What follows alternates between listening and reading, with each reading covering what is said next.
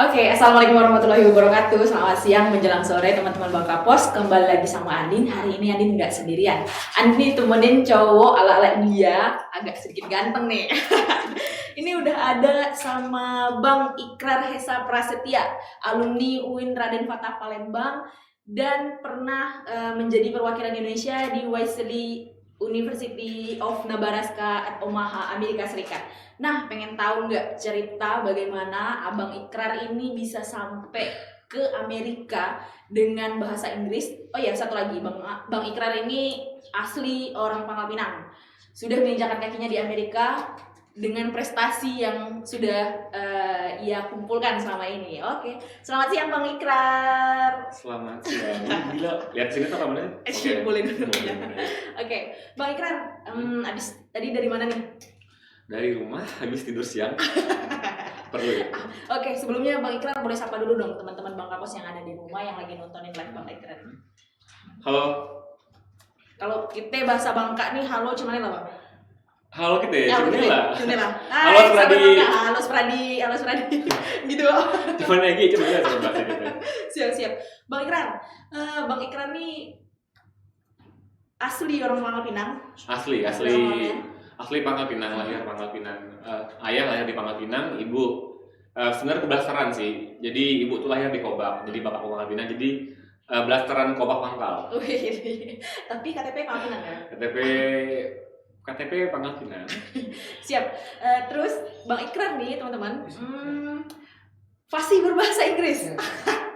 Lumayan ya. Amin. Nah, Bang Ikrar mungkin boleh ceritain sama teman-teman Bangka Pos dulu nih, Bang Ikrar. Kenapa sih Bang Ikrar nih bisa sampai ngambil jurusan pendidikan bahasa Inggris di UIN Raden Fatah Palembang? Padahal aslinya Bang Ikrar nih SMK jurusan multimedia. Nggak nyambung banget kalau misalkan dari SMK gitu ya. Kenapa nih Bang? Ada banyak hal sih yang jadi konsiderasi. Cuman karena aku tahu setiap kita kan punya strength atau kemampuan kita masing-masing. Nah, kemarin ngambil multimedia pas SMK dan pas S1 pendidikan bahasa Inggris. Nah, karena aku juga senang dua-duanya sih. Jadi ketika belajar bahasa Inggris kita skill-skill semacam desain dan segala macamnya itu masih bisa diakses secara sendiri gitu atau tidak. Jadi di luar belajar bahasa Inggris. Jadi kayak pilihan manapun yang aku ambil masih ada dua hal yang aku senengin gitu. Orang nyebutnya passion ya, tapi passion itu sebenarnya bisa ganti-ganti during the time. Misalkan kayak gini. Mungkin hari ini aku senangnya bahasa Inggris, terus aku nemu hal baru nih, itu bisa aja jadi passion aku gitu. Dan dua hal ini saling berkaitan gitu. Jadi walaupun aku kuliahnya bahasa Inggris, aku tetap jalanin desain aku tetap jalanin editing video dan segala macamnya gitu. Karena passionnya memang udah di situ gitu. Iya, benar. Oke, terus ngerasa nyaman dengan passion bahasa Inggris itu udah dari kapan tuh? Maksudnya mulai kayak belajar bahasa Inggris apa segala macam gitu. Yang kita tahu rata-rata banyak yang nggak menyukai bahasa Inggris nih gitu, susah dimengerti lah, apalah gitu. Nah, Kak Ikrar sendiri bisa sampai paham dan menyukai itu gimana gitu? Sebenarnya ini balik bagaimana kita menyadari kemampuan kita di mana, kepala kita di mana. Jadi setiap orang itu kan punya ada yang namanya teori multiple intelligences. Jadi setiap orang tuh punya kecerdasan yang berbeda ya masing-masing. Ada interpersonal, intrapersonal, dan juga ada kinestetik, ada linguistik. Nah, aku sadar aku dari kecil itu nggak terlalu jago di olahraga, nggak terlalu jago di hitung-hitungan. Nah, tapi semenjak aku SMA itu aku mulai sadar bahwa kayaknya aku emang kuatnya di linguistik atau di bahasa. Karena aku dari SD, SMP, SMA aku cepet banget nangkep pelajaran-pelajaran bahasa dan aku senang bahasa gitu. Jadi dari situ kayaknya aku mulai kayak sadar kayak daripada aku fokus ke hal-hal yang bukan bidangnya aku, jadi aku fokus ke bahasa gitu. Jadi kalau ada yang emang nggak kuat di bahasa, nggak kuat di hitung-hitungan matematika, it's totally fine, itu udah masalah gitu.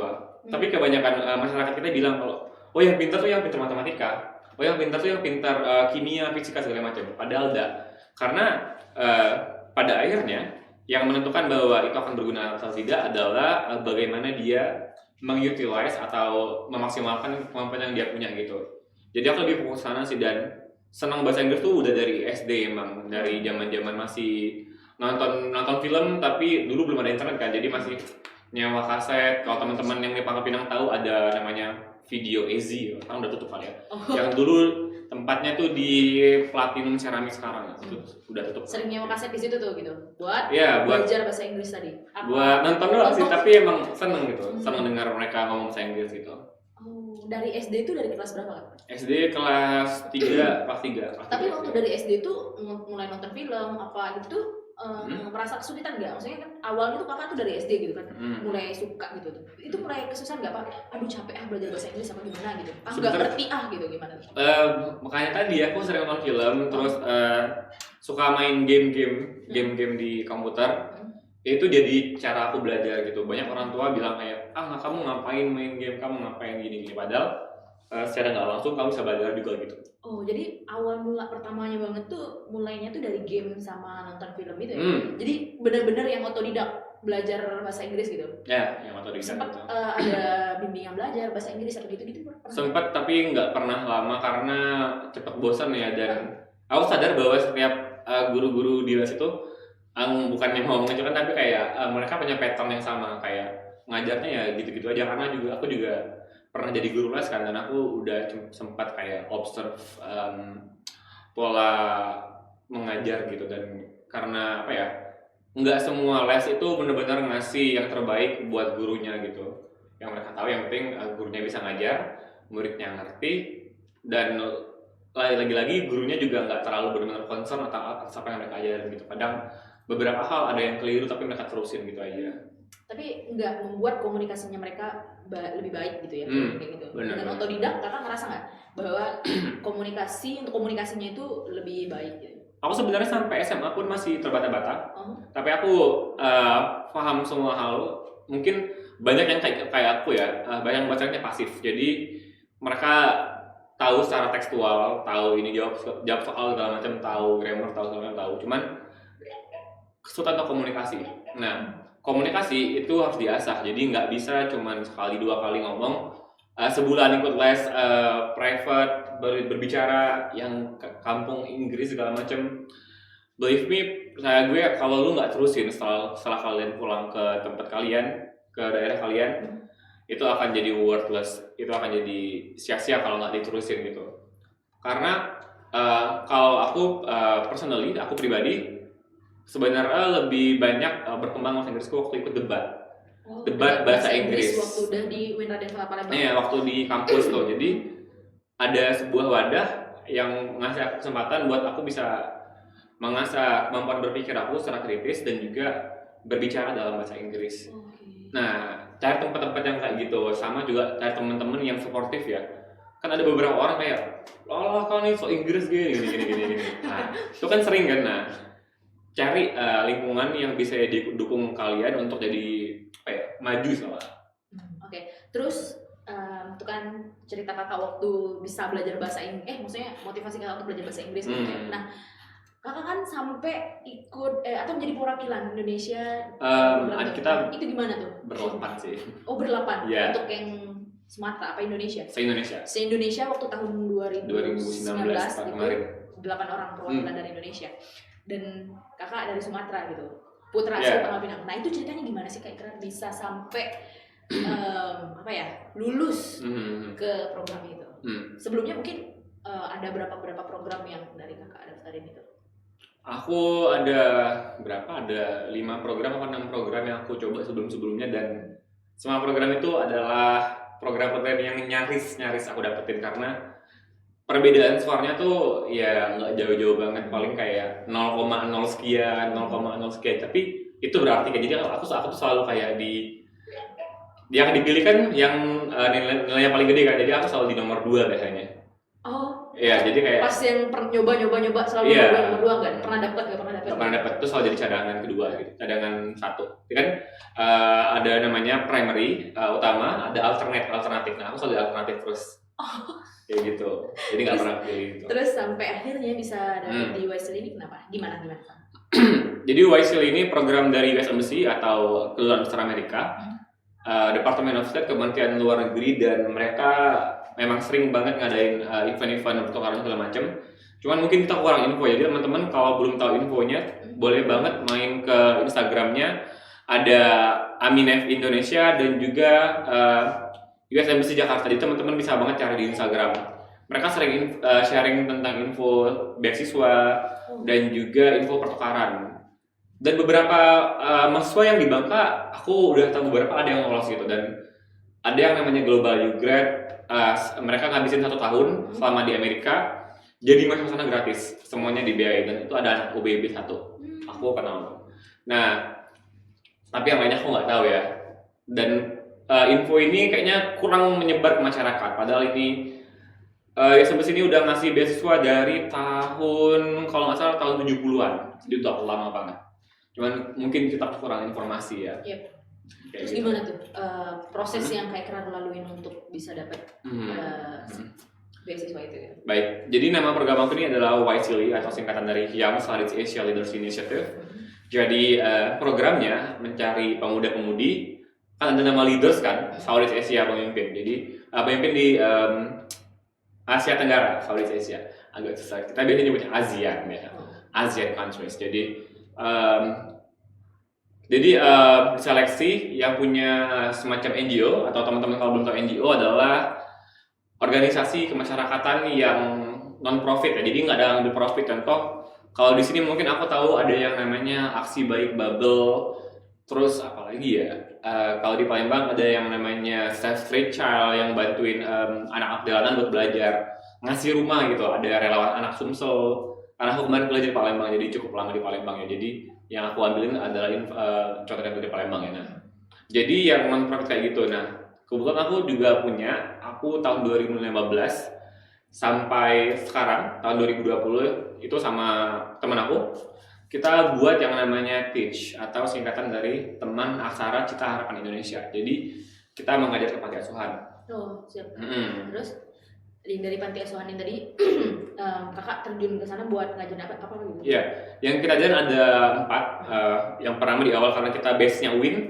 Jadi awalnya kita masih di panti asuhan yang Islami dulu. Jadi kita ada baca terus Al-Quran, ada bahasa Inggris, dan juga ada calistung, baca tulis itu untuk anak-anak yang umurnya masih di bawah 5 tahun. Oh, berarti itu sampai sekarang masih jalan? Karena pandemi di vakum Di dulu, vakum iya. dulu. Karena takutnya kita yang bawa COVID dan segala terus macamnya. lanjut Kak, setelah dari panti itu? Dari panti itu ya udah, nah kebetulan banget YSEALI itu memang nyari pemuda-pemudi yang punya gerakan-gerakan sosial di bagian itu kan. Salah satu syaratnya gitu maksudnya? Exactly, bener banget. Jadi emang dia nyari yang punya pengalaman di bidang kayak gitu. Jadi karena kita belajar diseleksi kan, habis itu seleksi ada 2. Seleksi yang pertama adalah esai 250 kata, itu bener-bener dikit banget. Teman-teman tahu A4, kata A4 itu paling cuma setengah baik. Nah, setengah dari 4 kita harus jelasin apa yang kita lakuin, apa yang bikin kita jadi poin bagus untuk dipilih sebagai peserta atau kandidat dalam program ini, dan apa yang akan kita lakuin kalau kita terpilih gitu dalam 250 kata itu. Jadi 250 kata sebenarnya nggak banyak loh untuk memadetin semua biar apa ya? Benar. Biar tertarik ya untuk Terus Jadi habis dari esai 250 kata itu? Habis 250 kata kita nanti. Nah, ini juga paling penting, email. Kebanyakan orang itu nggak terlalu peduli emailnya kan, jadi emailnya banyak banget semacam spam dari entah teman-teman kalau yang suka belanja, entah Shopee lah, spam dari Shopee dan macam-macamnya lah, jadi Tokopedia dan lain-lain, ataupun spam dari web yang pernah kalian cari macam-macam itu kan. Nah, jadi saran aku mulai sekarang usahakan punya 2 email. Satu email yang buat ocok-ocok tadi, buat kamu yang ala-ala tadi. Nah, satu laginya buat hal-hal penting, entah itu akademik kalau kamu masih kuliah sekarang ataupun belum kuliah. Pokoknya punya email satu lagi yang profesional gitu, yang namanya juga nggak aneh-aneh gitu. Ya, yang jangan yang peri biru, peri kecil gitu, jangan ya. Tapi pakai nama kamu dan buat itu mantauin itu gitu. Iya, jadi emailnya nggak masuk ke sampah, ke spam, jadi tetap aman gitu. Oke, siap. Habis dari esai 250 kata, dipilihin 10 orang. Esai itu berapa se-Indonesia yang ngirim mungkin? Nggak, aku nggak tahu. Kalau se-Indonesia itu total yang daftar kemarin dapat sekitar 1.600 orang. 1.600 orang yang mendaftar. Oke, terus? Tapi aku nggak tahu total rinciannya karena kita dibagi per region kan, Sumatera, Jawa sama Timur gitu. jadi kurang tahu detailnya gimana, tapi info yang kita dapat segitu. Habis dari esai, Kita lanjut ke interview, wawancara. Nah, diambil sekitar 10 orang di tiap region dan tiap cohort. Oh, terus pas diwawancara tuh tinggal berapa orang lagi tuh dari hasil esai, screening esai itu gitu? Iya, 10 orang tadi. 10 orang tadi. 10 orang dari screening esai, 10 orang untuk tiap cohort. Nah, FYI, program aku ini bisa dibilang antara mudah dan sulit juga at the same time, karena dia programnya 2 kali dalam setahun, dan dia bukannya di musim spring atau apa ya, musim semi kali ya, spring sama fall, musim gugur gitu. Musim gugur, jadi musim gugur dan musim semi gitu. Dan dia punya setahun tuh 2 kali. Jadi kamu bisa pilih, kamu mau ambil yang ada salju-saljunya, yang daun-daunnya apa namanya, agak kemerah-merahan gitu kayak di film-film Korea. Kemarin yang pas kakak? Aku yang pas yang daun-daun kemerahan gitu ya. Daun-daun kemerahan ya. Yang dingin, nah atau yang hangat, spring gitu. Kalau hangat tuh ya kayak gitu lah, kayak di Indonesia lah. Kayak di Bangka lah ya. Bangka kan depan panas. Lebih panas karena kayak kalau lagi musim gitu. Nah terus ternyata Kak Ikrar di bulan berapa kemarin Kak? 2019-nya? Aku berangkatnya bulan September. Bulan September 2019 dinyatakan lulus dari hasil dinyatakan tes lulusnya interview. udah jauh lagi. Dinyatakan lulusnya bulan Juli. Oh, Juli 2019 itu dinyatakan lulus. Iya, bulan Juli 2019. Jadi seleksinya makan waktu cukup lama, jadi harus sabar juga. Jadi kalian bisa mungkin apply program lain kalau yang memang udah akademisi dan udah ngincer beasiswa selama kuliah. Jadi kita daftar, dia tuh bukaan bulan April, kalau nggak salah April atau Mei sekarang itu. Nanti kamu submit esai, sebulan kemudian baru dikabarin dapat apa enggaknya ke tahap berikutnya. Dari udah tahap interview itu baru agak cepat gitu. Bulan Juli aku ngurusin itu, dan itu drama juga karena waktu itu ngasih taunya mepet dan aku nggak punya paspor kan. Nah itu juga boleh siapin paspor dari sekarang untuk yang mau apply gitu. Karena aku kemarin nggak berangkat gara-gara paspor. Belum punya paspor gitu maksudnya? Iya, belum punya paspor karena harus ngurus paspor itu balik ke Pangkal Pinang pasti? Kebetulan KTP ku Sumatera Selatan sekarang. Terus? Tapi itu karena administrasi ya, ada hal lain juga. Jadi aku sebenarnya waktu itu mepet banget harinya karena tanggal udah mau besok mau ada hari libur nasional nggak salah, sama mepet juga ada hari libur biasa gitu, jadi kayak mepet banget waktunya. Untungnya waktu itu aku tuh kayak memelas gitu, kayak nunggu seharian, Pak tolong akhirnya kayak ya udah deh, dari kemarin muka lu terus gitu kan. Jadi aku dari hari pertama tuh dari pagi sampai dia tutup aku nungguin terus. Harusnya nunggu seminggu gitu kan, cuman kayak ya gimana, mepet banget karena aku juga perluan. Kalau nggak aku nggak bakal kayak gitu. Oke, terus hanya 2 yang dipilih dari program perwakilan Sumatera untuk berangkat gitu. 2. Nah, apa sih yang kakak dapetin dari beasiswa ini gitu loh? Secara ini dulu, apa yang didapetin gitu? Semuanya. Intinya kamu cuma perlu siapin baju. Cuman baju doang? Baju doang, sama mungkin kalau kamu cinta banget Indonesia dan nggak bisa hidup tanpa Indomie seperti saya, aku bawa Indomie sekitar 40 bungkus. Itu di imigrasi nggak diiniin? Nggak, selama di koper nggak masalah. Oh siap. Abon itu aku was-was juga, cuman alhamdulillah lulus. Ininya abonnya nggak ada tesnya, abon terus sama kayak sambal ABC, terus bon cabe, dan kayak gitu lah pokoknya. Aku bawa semua itu, Pronas, Cornet. Oke. Itu persiapannya gitu. Yeah. Yang kakak dapetin dari beasiswa ini apa? Kita dapat stipend. Stipend tuh uang jajan, uang saku. Setiap hari Senin. Jadi kita jadi mahasiswa sana juga, kita dikasih kartu mahasiswa sana. Bon aku di UNO namanya, Universitas Bahasa Rumaha. Jadi dikasih kartu mahasiswa sana. Kartu mahasiswanya bisa dipakai untuk naik bus kemanapun gratis. Kemanapun gratis? Nah, dan juga kamu bisa dapetin banyak beragam diskon dengan kartu mahasiswa kamu di berbagai merchant yang ada di sana. Bahkan belanja anggaplah kayak maaf nyebutin merek kayak Hyper, itu kalian juga bisa dapetin diskon gitu dengan kartu itu. Kartu itu gitu.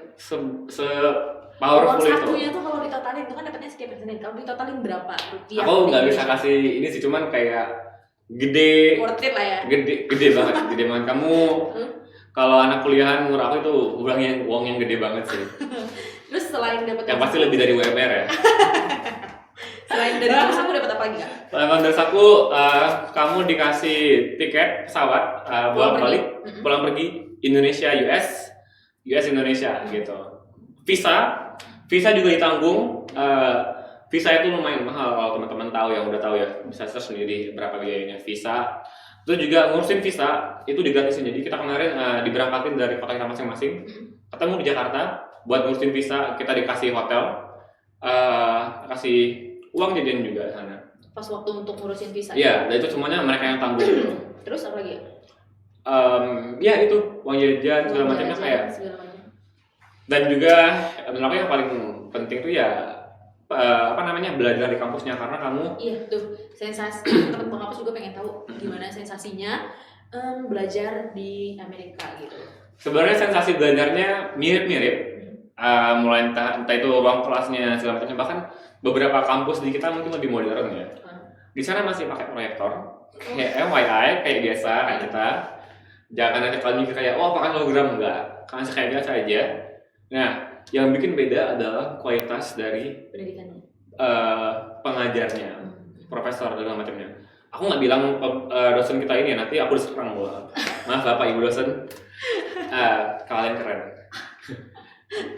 Jadi di sana itu profesor atau ininya tipenya lebih kayak caring ya, kayak dia memfasilitasi tapi tidak judgmental. Aku nemuin beberapa dosen di sini lumayan judgmental, jadi aku kayak insecure, maksudnya nggak mau belajar gitu. Di sini kalau di sana tuh lebih kayak itunya, cara mereka bawain pelajaran itu lebih ringan, dan juga bukan tipe, nggak tahu apa, mungkin di kampus aku doang kemarin ya datang. Kalau kita kan di kampus kita di sini kan kebanyakannya kayak masuk kelas, duduk, presentasi, dosen liatin, selesai, pertanyaan pulang. Iya. Gitu aja. Di sana Kalau di enggak. US gimana? Di sana enggak. Jadi kayak kamu duduk datang ke kelas, mereka presentasi, dosen presentasi. Nah, setelah itu tanya, apa yang kamu dapetin dari pelajaran hari ini? Nah, itu lebih kayak diskusi gitu. Jadi kita dibikin letter U kayak gini, dan makanya tadi yang bikin beda juga kalau kamu nggak belajar, kamu malu. Iya, karena di depan banyak teman-teman kayak gitu. Iya, karena setiap orang pasti dikasih kesempatan untuk berbicara dan mengumumkan pendapat gitu. Jadi kita sampai sana kemarin juga dikasih kampusku sih, kita dikasih iPad, iPad gratis setiap orang. Jadi 20 orang itu bisa dikasih iPad gratis buat belajar, dan itu isinya ada buku-buku pelajaran yang memang kita perluin.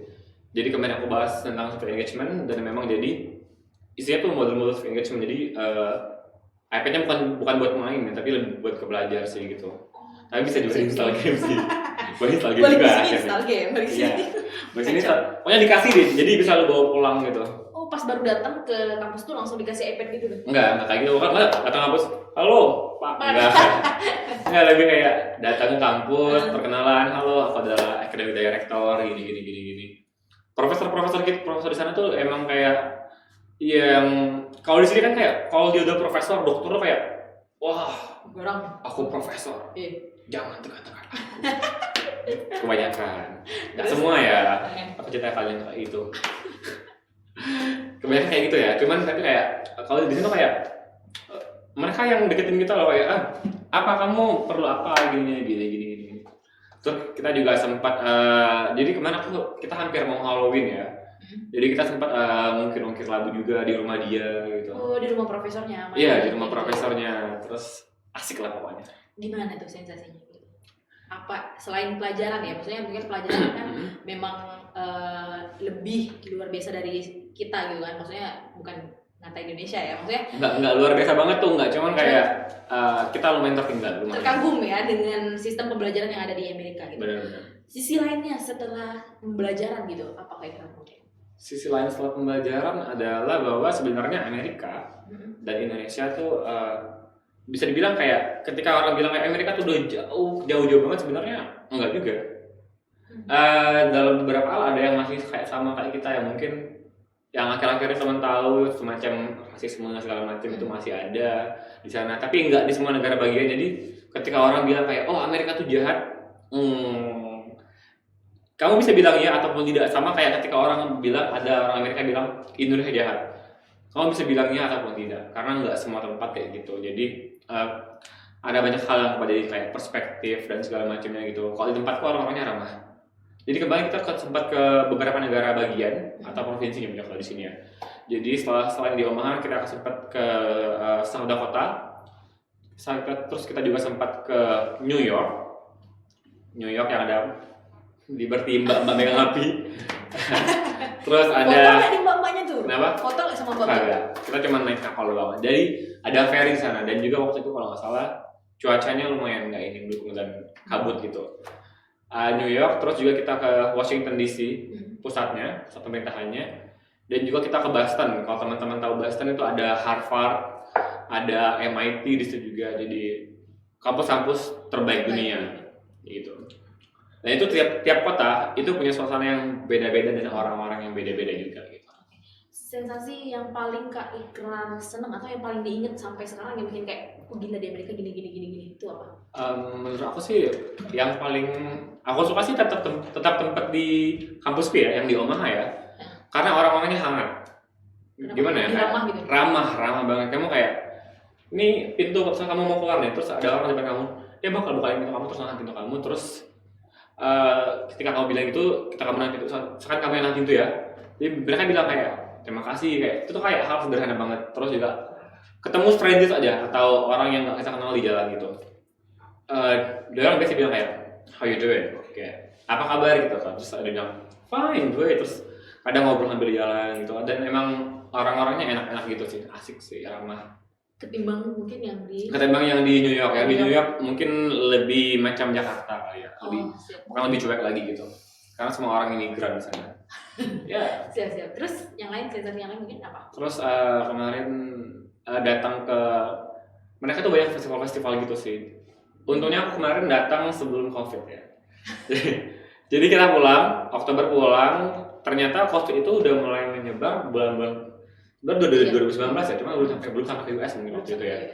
Iya, jadi waktu itu belum sampai ke US. Jadi ada Palace Pumpkin Patch, pokoknya festival-festival mereka tuh asik-asik sih, seru gitu.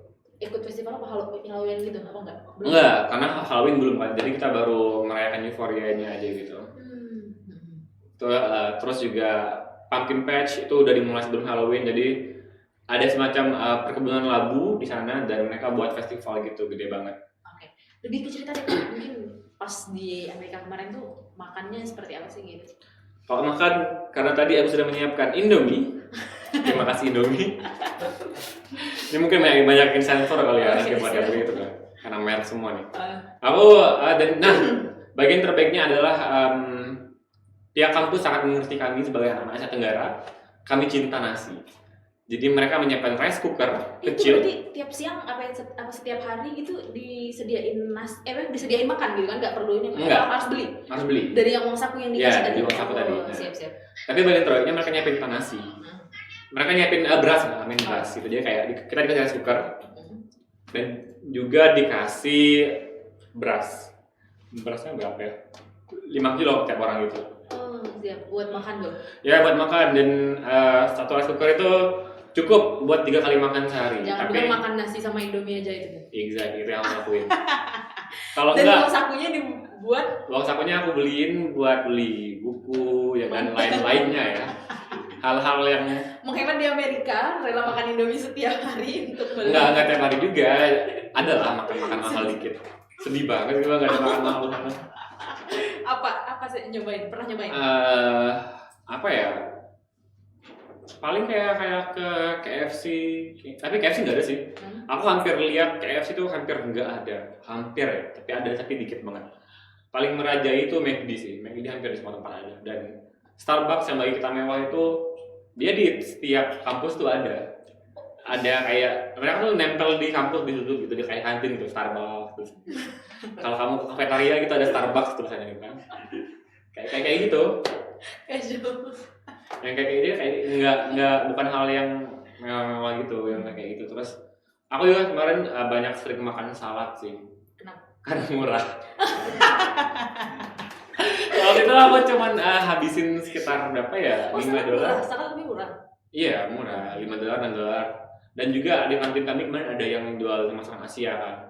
Nasi goreng, mie goreng kayak gitu. Cuman lumayan pricey sih. Mahal. Berapa 10 satu nasi goreng? $10 gitu, 130 ribuan kalau dia itu waktu itu ya. Nasi goreng 130.000. Iya, dan rasanya lumayan sih. Oh, lumayan. Dan porsi mereka tuh memang porsi sana kan. Jadi waktu awal ke sana, perutku yang mungil ini tidak sanggup menahan porsi mereka. Jadi pasti banyak kan nggak habis. Kalau nggak aku bawa pulang gitu, aku tutup gitu, bawa pulang biar hemat. Nah, tapi setelah makin lama di sana, kayak malah jadi kayak, oh kayaknya ini udah mulai pas, udah mulai ini. Masuk pas, ya ke lidah. Iya, pas pulang ke Indonesia kayak makan nasi padang itu yang banyak itu pun kayak nggak berasa gitu jadinya. Nggak berasa maksudnya? Nasi padang kan kita tahu banyak kan, tapi pas pulang ke sini pas udah makan itu karena udah biasa di sana banyak, jadi rasanya kayak masih kurang nasi padang yang banyak itu. Serius. Pokoknya kamu makmur deh, berat badan naik habis. Nah, sekarang udah normal lagi. Selain sensasi makan di Amerika apa lagi? Sensasi mungkin kalau di sini ada mungkin agak ini ya. Kalau lihat cewek-cewek ini. Oh iya. Mungkin orang pasti bakal bilang kayak, wah lu ada ketemu cewek cantik di dalam macam ini kayak, ya ada lah. Di sana tuh kayak berbagai macam wanita dari berbagai belahan dunia ataupun cowok juga yang tingginya 190 cowok segala macam itu. Kalau kayak liatin mereka tuh kayak mendengar gitu atas gitu kan. Cuman kayak kalau di sana tuh udah banyak yang kayak, jadi kayak halnya kayak ya biasa aja gitu. Terus memang kamu mau ngapain gitu. Kalau di sini kan kayak lihat ada bule yang cantik aja kayak, wow, bule.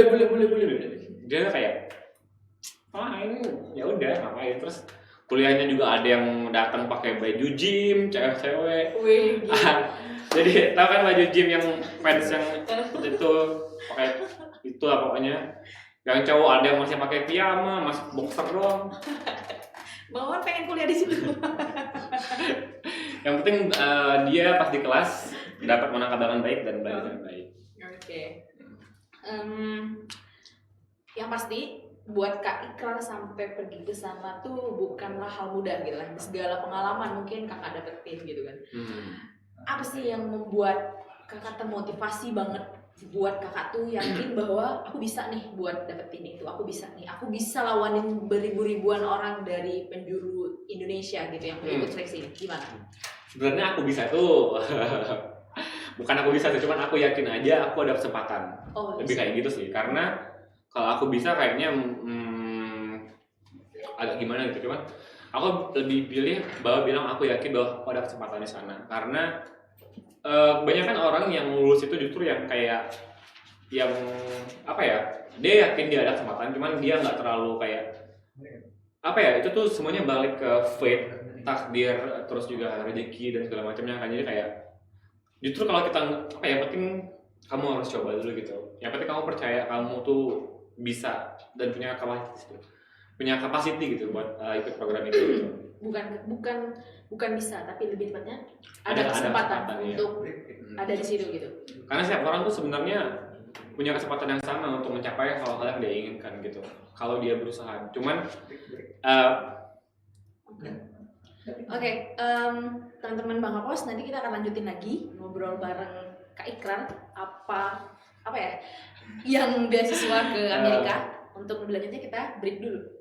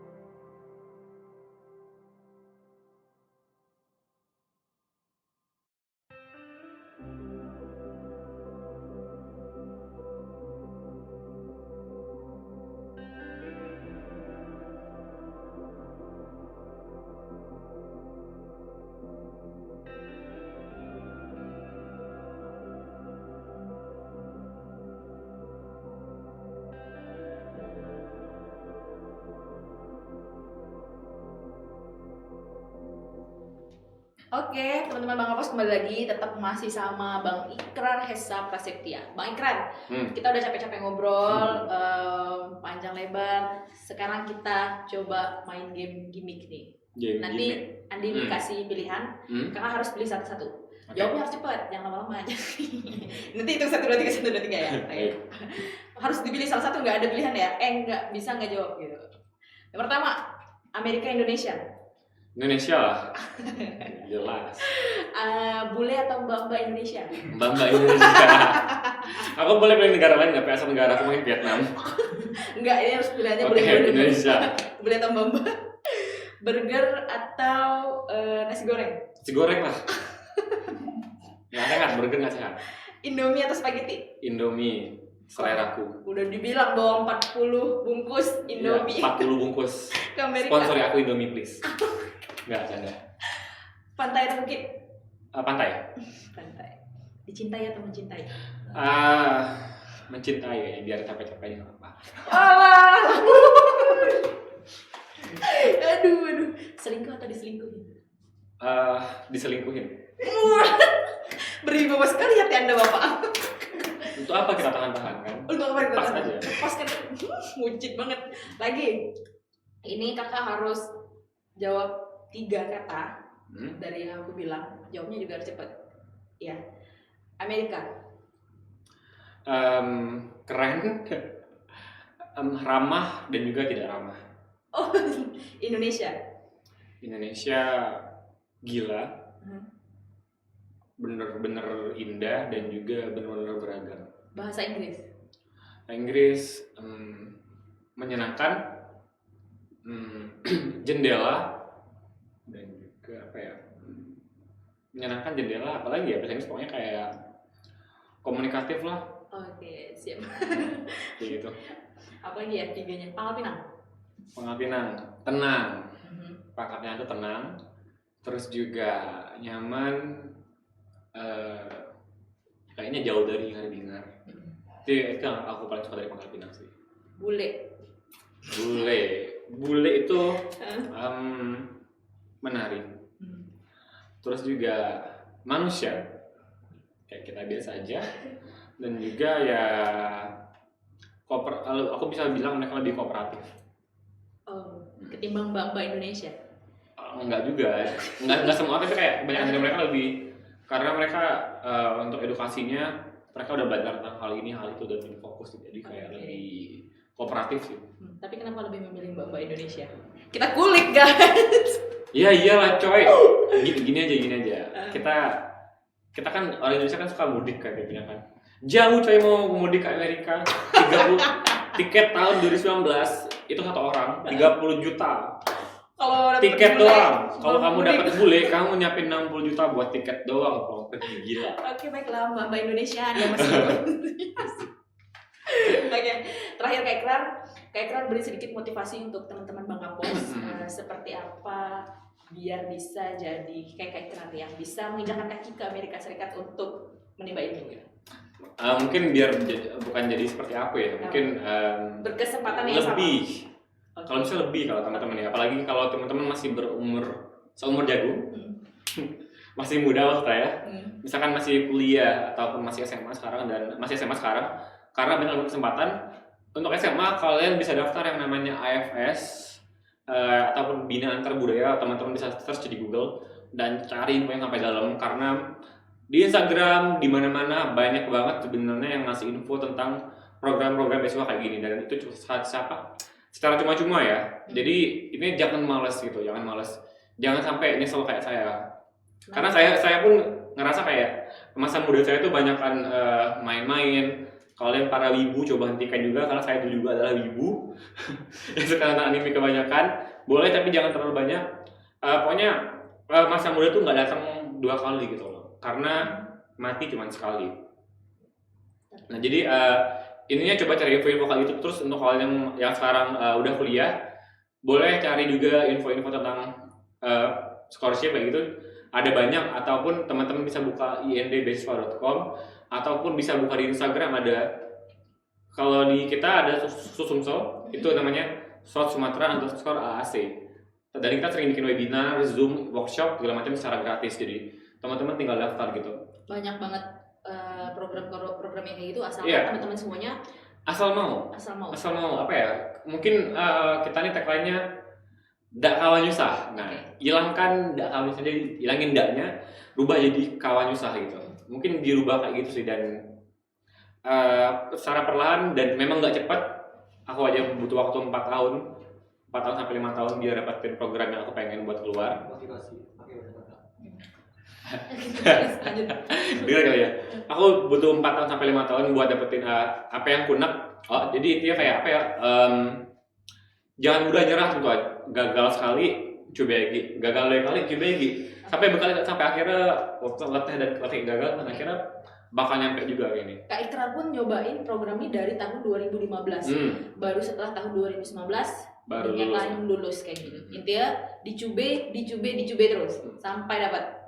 Dan sebenarnya banyak orang yang justru lebih banyak dariku sih nyoba, kayak ada yang 6 kali dan segala macam gitu. Tapi dia nggak nyerah gitu loh. Intinya jangan nyerah dan percaya kalau KBC, dan sebenarnya kalah setengah jalan gitu. Kebanyakan dari kita ini kurang percaya kayak diri kita sendiri gitu. Sip, mantap banget. Kalau pengen ngobrol lagi panjang sama Kak Ikrar atau pengen tanya-tanya langsung Kak Ikrar, boleh nanya nggak? Misalnya teman-teman Bang Kapos atau nanti yang tiba-tiba gimana nih biar kayak gini, boleh nggak tanya? Iya, tanya-tanya. Nanya. Boleh. Gimana caranya? Boleh melalui email, enggak terlalu sulit ya. Gimana caranya biar bisa tanya langsung sama Kak Ikrar? Boleh ke Instagram aku di Ikrar Hesa. Di Ikrar Hesa, catat teman-teman, Ikrar Hesa di direct message. Ataupun kalau emang tipenya suka yang panjang tentang email aku juga, kalau pengen nanya tentang esai ya, bisa kirim ke email aku di ikrarhesa@hotmail.com. Ini aku orang lama masih pakai Hotmail ya, ikrarhesa@hotmail.com. Nah itu kalau pengen nanya soal beasiswa dan macam, dan pengen mungkin bahas tentang esai, bisa banget ke sana juga. Bisa tanya langsung, terbuka banget untuk Ikrar. Oke, siap. Kalau pengen ngobrol-ngobrol, aku sering di beberapa coffee shop. Ada stay terus gitu? Nggak stay terus sih, cuman kayak bisa ketemu mungkin ya. Apa jadi mungkin di Alo, ataupun di Usia. Oke, siap. Pikir aja dulu. Oke, siap. Kak Ikrar, makasih banyak banget ini motivasinya, terus saling berbagi kita sama teman-teman Bang Kapos semuanya juga. Kasih say terakhir kali buat teman-teman Bang Kapos, Kak. Dah. Yang bener. Until next time. Oke, udah sekali ini ucapan terakhirnya pakai bahasa Inggris. Tadi kan udah kita mau pakai bahasa Bangka, sekarang pakai bahasa Inggris. I'll see you when I see you. Bye. Oh gila. Bye. Apa sih? Nggak gitu. Udah. Oke, terima kasih buat teman-teman Bang Kapos yang udah menyaksikan berkisah asik dengan Bang Kapos, dengan Bang Ikrar juga. Semoga edisi kali ini bisa memotivasi teman-teman semuanya, dan jangan lupa juga kalau pengen jadi kayak Bang Ikrar, terus jube, jangan pantang menyerah. Oke, saya Andini Dwi Hasana dan Bang Ikrar. Sekian dan terima kasih. Bye.